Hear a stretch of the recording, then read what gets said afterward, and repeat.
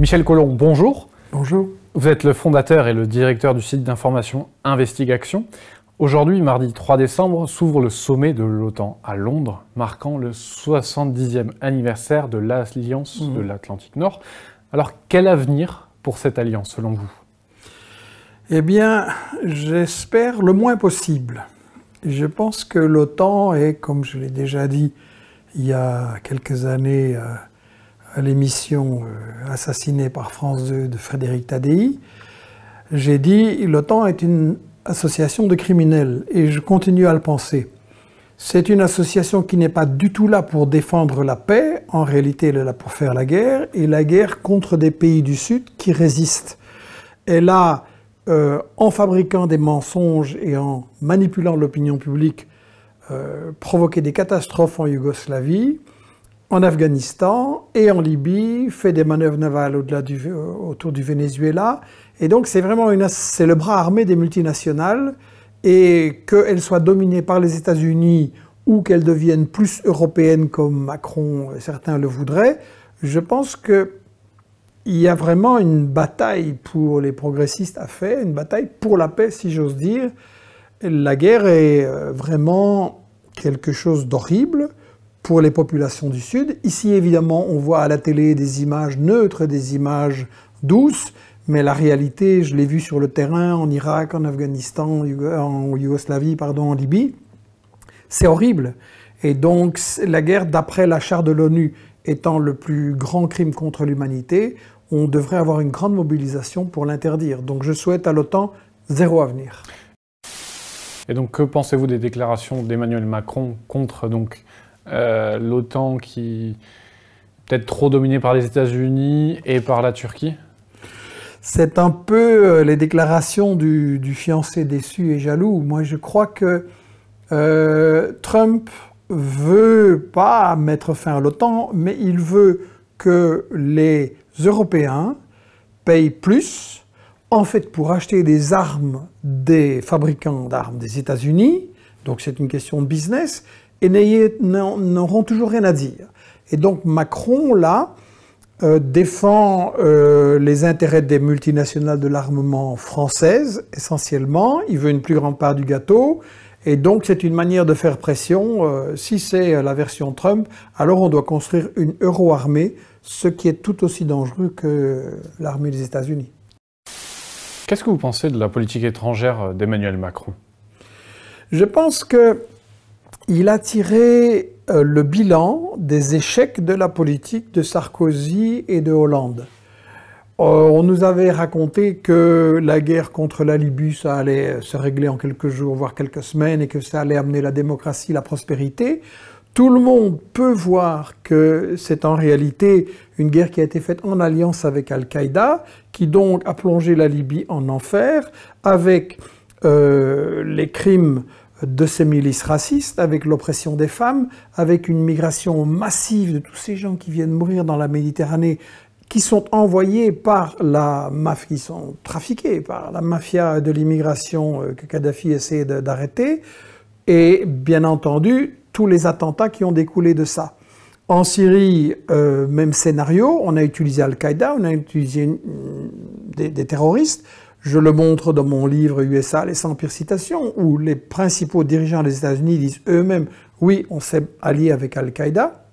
Donc, Macron tire les leçons de ça, et en même temps, ça a raté. Les États-Unis veulent tout le temps, comme je le disais, prendre la plus grosse part du gâteau, et ça rate. Donc, il faut essayer autre chose. Et il est en train de rêver à une euro-armée où il voudrait en fait que l'Europe l'aide à garder la France-Afrique et le contrôle néocolonial sur les ressources de l'Afrique au bénéfice de la France. Aucun des deux projets n'est bon. Mais justement, d'ailleurs, donc la France a perdu 13 soldats la semaine dernière au Mali. Qu'est-ce que vous pensez de cette opération Barkhane? Est-ce que ça continue l'opération de l'OTAN en Libye, que vous dénonciez justement dans Toute l'intervention de la France au Mali est complètement hypocrite parce que, premièrement, on dit qu'on va se battre contre les terroristes islamistes. Mais ce sont les terroristes islamistes que la France et ses amis viennent d'armer en Libye et de fournir plein d'armées. Et tout le monde a dit, une fois qu'ils auront contrôlé la Libye, ça va servir de base pour aller faire la même chose au Mali, au Niger, dans toute cette région, et ça se passe. Deuxièmement, l'armée malienne voulait se battre contre ces islamistes et la France s'est arrangée pour la rendre impuissante et que ça ne puisse pas avoir lieu. Donc c'est très hypocrite. Et troisièmement, tous les témoignages maintenant disent que au début, une partie de la population a pensé que l'armée française pouvait amener du bien. Maintenant, ils sont très déçus. Et en réalité, tout se passe comme si cette opération ne voulait pas mettre fin aux dangers islamistes, terroristes, mais faire en sorte qu'ils restent là le plus longtemps possible et que la France ait des raisons de rester pour garder son contrôle militaire sur, en fait, les ressources néocoloniales. Il y a de l'or, il y a des diamants, il y a de l'uranium, il y a du pétrole. Donc c'est pour ça que Macron est là. Et donc, vous pensez que l'opération Barkhane peut durer longtemps comme la France est restée en Afghanistan, par exemple? Ils l'ont dit eux-mêmes. On restera là tant que le terrorisme n'aura pas disparu. Et comme ils ne font rien pour le faire disparaître, oui, c'est une opération qui veut rester longtemps. C'est-à-dire, mais comment, selon vous, il faudrait faire pour combattre le terrorisme islamique tout en étant soucieux des populations locales? C'est très simple. Il faudrait cesser de faire une alliance avec lui. Écoutez, tout le monde sait très bien qui finance et qui organise le terrorisme islamiste. C'est les Saouds, c'est le Qatar. On leur déroule le tapis rouge à Paris, à Bruxelles et partout pour venir faire des affaires, du business. On va se prosterner là-bas pour obtenir des aumônes, pour obtenir aussi des faveurs pour certains politiciens. Il faut boycotter les Saouds et le Qatar tant qu'ils font ça, et tant qu'il n'y a pas la démocratie là-bas. Et alors c'est terminé. Sachant aussi que c'est la CIA qui donne la formation de ces milices, à sa milice islamiste. Il y a eu des camps en Jordanie. J'en parle dans le livre qu'on va publier prochainement, La gauche et la guerre avec Saïd Bouamama. Il faut qu'on sache en France qu'on nous fait des grands discours sur le terrorisme et en réalité, c'est une fabrication de Washington, de Paris, de Bruxelles. Est-ce que c'est un média mensonge, le terrorisme?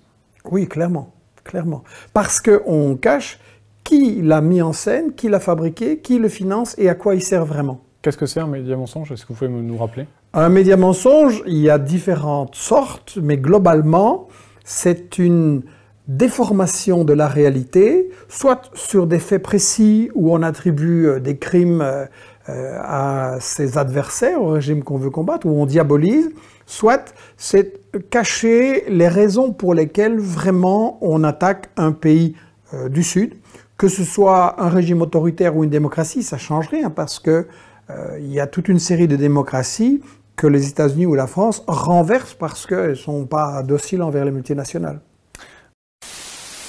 Pour moi, la violence fondamentale, elle vient d'en haut. C'est comme l'ont montré dans un très beau livre, La violence des riches, Pinson et Charlot Pinson, son épouse. La violence vient vraiment des riches. Je veux dire, des gens qui accumulent des fortunes de milliards et ne savent plus quoi en faire, et qui obligent des retraités à vivre avec 1000 ou 800 euros par mois, qui obligent des jeunes à aller travailler chez Deliveroo, chez Uber et dans des boulots précaires, des boulots de merde comme ça, où il n'y a vraiment pas moyen de faire vivre une famille et de fonder un foyer, ça c'est la violence. Et la violence est incarnée par Macron, et donc il a utilisé toutes les armes qu'il a à sa disposition, et c'est normal, c'est leur adversaire, pour essayer d'isoler le mouvement des Gilets jaunes.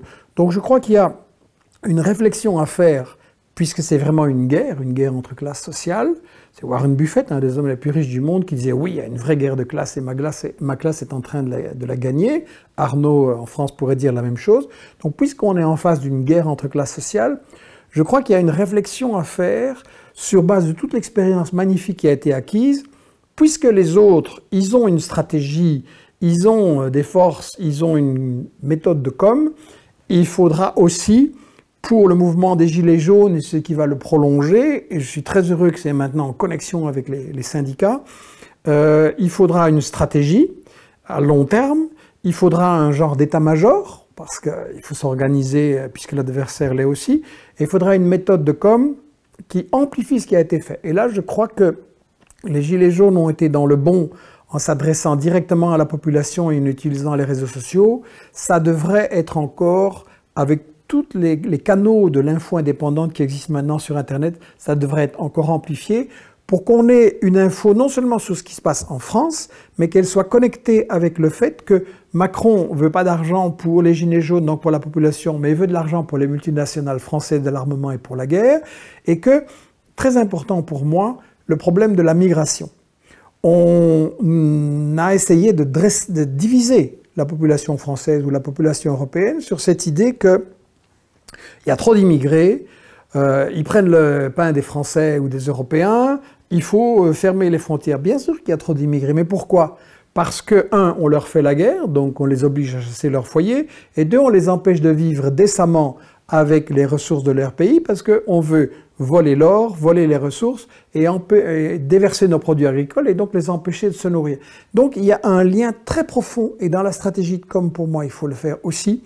Il faut dire que s'il y a des immigrés, c'est à cause des mêmes multinationales qui appauvrissent les Français, et que donc il va falloir aussi s'intéresser à la politique internationale, aussi s'intéresser à ce que Macron, avant Hollande et Sarkozy, et maintenant cette bande de super richards qui sont dans la Commission européenne, hein, il y a 6 ou 7 des gens extrêmement riches et corrompus hein, qui dirigent la nouvelle Commission européenne.